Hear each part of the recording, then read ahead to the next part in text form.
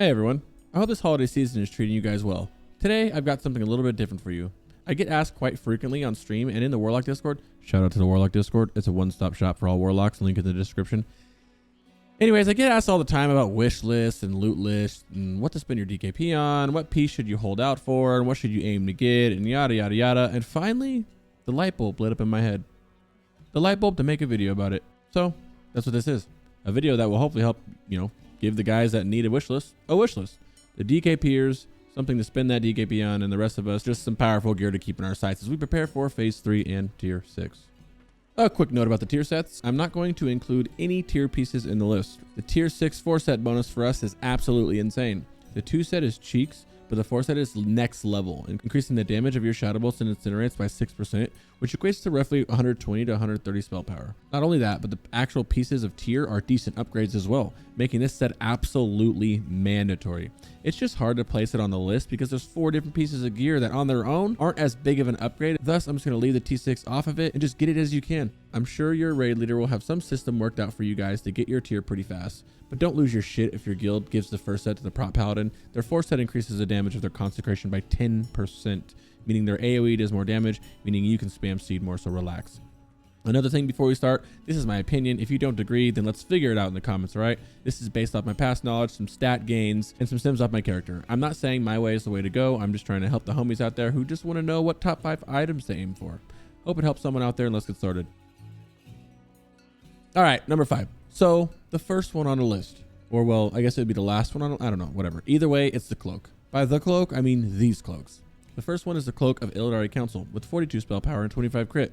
And the second one is the Shroud of the Highborn, which is 23 spell power and 32 haste. The cloaks are already a spicy topic in the caster world, primarily because of the healer cloak. It's got haste on it, and a large majority of casters are very hungry for haste. Now, I'm not here to tell you who to give the cloak to, but I will tell you that as a Warlock main, Cloak of the Illidan Council is our best in slot cloak. If you somehow scumbagged your way into the healing cloak, it's best in slot for seeding. In any matter, I put either of these cloaks in at number 5. Number 4. For number 4, I'm putting down rings. Well, it's only one ring, but they're not unique, so you can actually wear 2 of them. And God, these are such good rings. Coming in at 39 spell power with a whopping 31 haste, these can last you till the end of the game. They drop off the trash in Black Temple, and I don't remember ever taking too long on private servers to obtain both of these rings. And I even saw 2 of them drop on the PTR. Of course, that could have just been good RNG, and we'll have to wait to see the drop rate on them while keeping our fingers crossed, because that is a ton of people that will want these. So good luck, my friends. Number 3.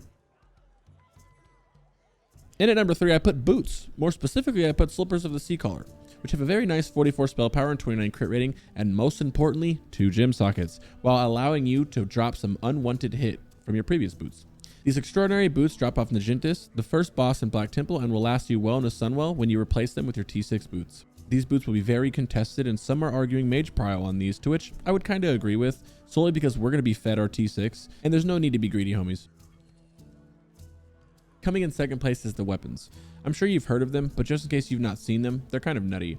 On one side, we have the main hand offhand combo with Tempest of Chaos, which has 259 spell power, 24 crit, and 17 hit. Paired with the offhand Chronicles of the Dark Secrets, which is a really cool looking tome book thing, which has 42 spell power, 23 crit, and 17 hit, with the combined totaling at 301 spell power, 47 crit, and 34 hit. On the other side, we have the dopest looking staff in the game, Zhar'Doom, which has 259 spell power, 36 crit rating, and 55 haste.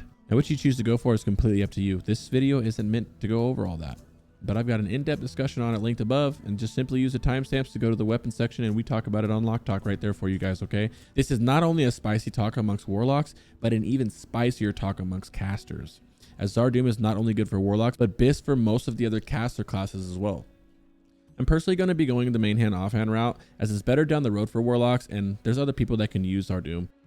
Once again, no need to be greedy, homies. In any matter, weapon comes in at number 2. Number 1. Lastly, and I'm sure this comes to no surprise from anybody, Skull of Guldans. Okay, hear me out. This has 55 spell power and 25 hit rating with an on use that increases your haste by 175 for 20 seconds. Guldaddy's Skull is an insanely powerful trinket that should be on top of every Warlock's list. This is typically Warlock prio, as we can use the hit sufficiently, as well as we pretty much only have this option. This is a high value item and you can expect every caster to want this. This trinket is technically BiS for mages as well, however not by much, because they also have another option called Ash Tongue Talisman of Insight, which gives their spell crits a 50% chance to grant them 39 haste for 5 seconds, and it actually has no ICD. At least that's what all the comments are saying in the Wowhead right now, so we'll see when it actually comes up. So while it's good for them, it's better for us.